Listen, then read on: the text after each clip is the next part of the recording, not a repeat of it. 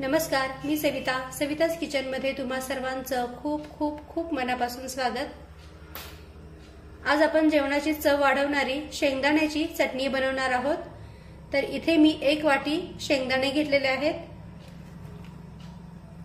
हे पहा, हे असे मोठे मोठे शेंगदाणे घ्यायचे। या शेंगदाण्याची चटणी खूप छान लागते। आणि हे शेंगदाणे सुरुवातीला मी व्यवस्थित निवडून घेतलेले आहेत। शेंगदाणे सुरुवातीला व्यवस्थित निवडून घ्या, म्हणजे त्यातले जे खवट शेंगदाणे असतात ना ते बाजूला काढून टाका। कारण चांगल्या शेंगदाण्यांसोबत खवट शेंगदाणे मिक्सर मध्ये भरडले गेले ना तर संपूर्ण चटणीची चव बिघडू शकते।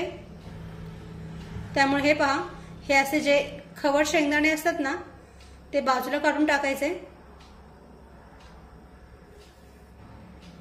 तर इथे मी 1 वाटी शेंगदाणे व्यवस्थित निवडून घेतलेले आहेत आणि हे शेंगदाणे मी मिक्सर मध्ये भरडून घेणार आहे। पण तुम्ही जर का उकळीमध्ये शेंगदाणे बारीक करून घेणार असाल तरीही चालेल। त्यानंतर इथे मी 1 ते 1.5 चमचा जिरे घेतलेले आहेत। चवीनुसार मीठ घेतलेले आहे। 1 संपूर्ण गड्डा लसणाचा सोलून घेतलेला आहे। 8 ते 10 हिरव्या मिरच्यांचे बारीक असे तुकडे करून घेतलेले आहेत। मिरची तुम्ही तुमच्या आवडीनुसार कमी जास्त करू शकता। त्यानंतर कोथिंबीर घेतलेली आहे। चला तर आता लगेचच चटणी बनवायला सुरुवात करूया। तर सुरुवातीला हे शेंगदाणे आपण कढईमध्ये भाजून घेऊया।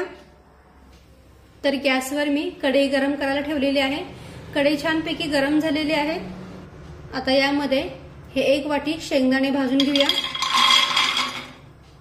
शेंगदाणे भाजत असताना गॅसची फ्लेम ही मध्यम ठेवायची आणि मध्यम आचेवर शेंगदाणे भाजून घ्यायचे। आता हे शेंगदाणे आपण छान खमंग आणि खरपूस भाजून घेऊया।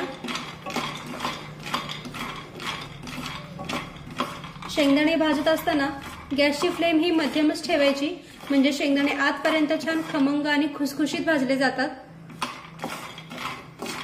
आणि हे शेंगदाणे असे एकसारखे उलटण्याने हलवून घ्यायचे, म्हणजे ते करपले जात नाहीत। तर आता गॅसची फ्लेम ही मध्यम ठेवून हे शेंगदाणे आपण छान खमंग आणि खरपूस भाजून घेऊया। गॅसची फ्लेम मोठी ठेवून शेंगदाणे बिलकुल भाजायचे नाहीत, नाहीतर काय होतं, शेंगदाणे फक्त वरवर भाजले जातात आणि आतून ते एकदम कच्चे राहतात।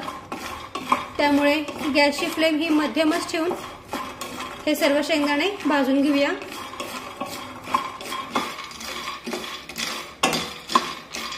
तर तुम्ही पाहू शकता इथे आपले शेंगदाणे छान खमंग आणि खुसखुशीत भाजलेले आहेत। हे पहा, आतपर्यंत छान याला काळे डाग पडलेले आहेत।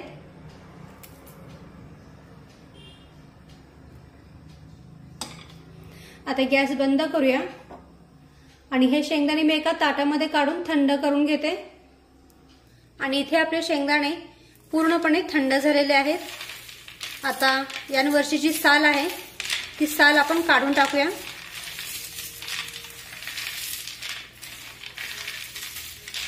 तर हे पहा, इथे मी सर्व शेंगदाण्याची साल काढलेली आहे। तर इथे मी गॅसवर कढई पुन्हा एकदा गरम करून घेतलेली आहे।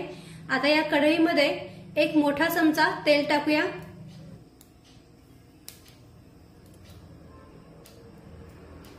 तेल गरम झालं की त्यामध्ये मिरच्या परतून घेऊया।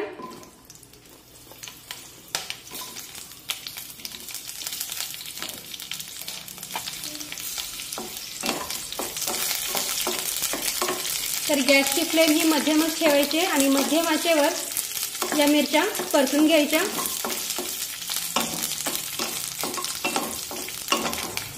एकसारख्या या मिरच्या असं उलटण्याने हलवून घ्यायच्या, म्हणजे त्या सगळीकडून एकसारख्या तेलामध्ये व्यवस्थित भाजल्या जातात।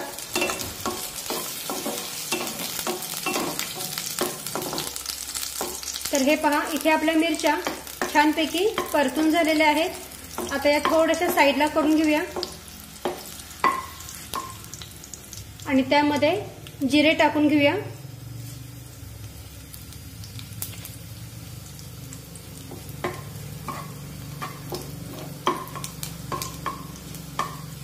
तर पहा, जिरे पण आपले छान फुलून फुटलेले आहेत।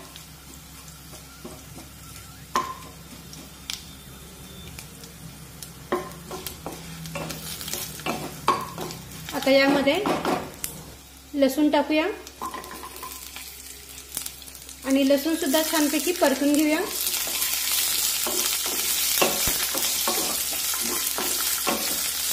गॅसची फ्लेम ही मध्यमच ठेवायची आहे आणि मध्यम आचेवर हा सर्व मसाला छानपैकी परतून घ्यायचा आहे।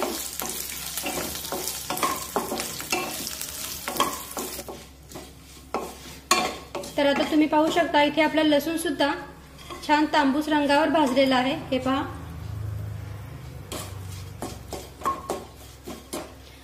आता यामध्ये बारीक चिरलेली कोथिंबीर टाकूया आणि कोथिंबीर सुद्धा एखाद मिनिट यामध्ये परतून घेऊया।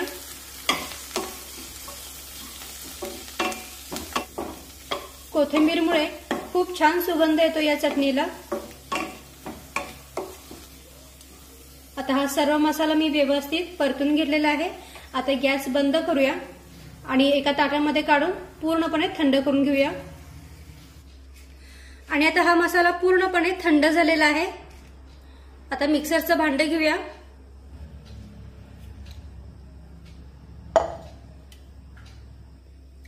त्यामध्ये हा मसाला टाकूया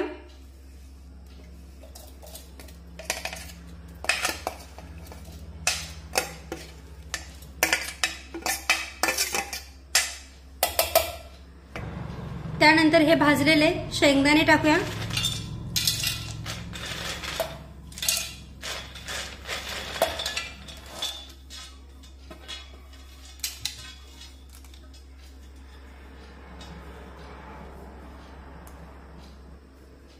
वरून चवीनुसार मीठ टाकूया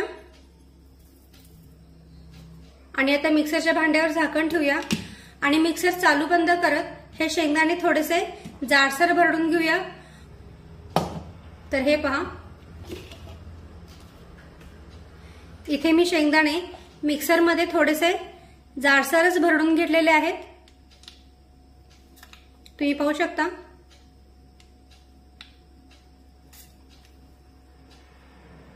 आणि इथे आपली शेंगदाण्याची चटणी बनवून तयार झालेली आहे। आता लगेचच काढून घेऊया।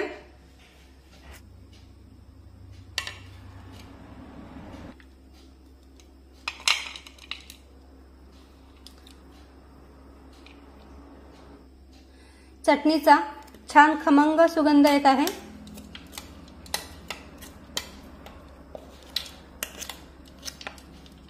आणि हिरवी मिरची घालून केलेली शेंगदाण्याची चटणी चवीला खूप छान लागते।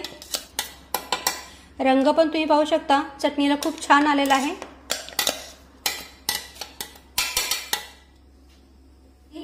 आणि ही शेंगदाण्याची चटणी 8 ते 10 दिवस हवाबंद डब्यात अगदी आरामशीर टिकते।